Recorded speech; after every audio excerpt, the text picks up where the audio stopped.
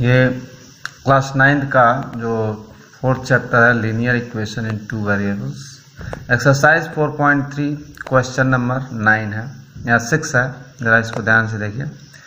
If the work done by a body on application of a constant force is directly proportional to the distance travelled by the body, ठीक है, यह statement है कि एक object पर हम force constant force लगाते हैं तो उसमें जो डिस्टेंस कवर होता है, ट्रेवल्ड होता है, वह डायरेक्टली प्रोपोर्शनल टू फोर्स होता है। Express this in the form of an equation in two variables.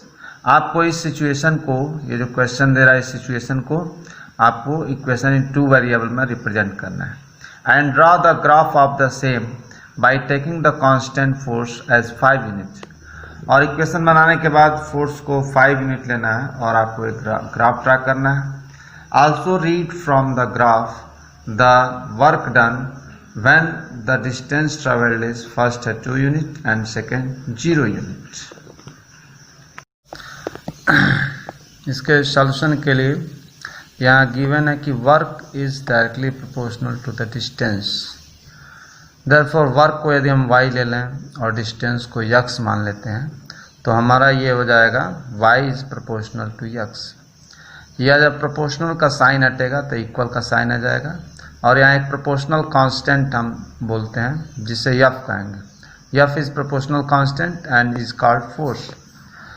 Now we take f equal to 5 unit, then we have the equation y equal to 5x। Now we find two solutions to draw the graph, then take x equal to 0. In the equation we have y equal to 5 into 0 or 0, therefore solution is 0 0.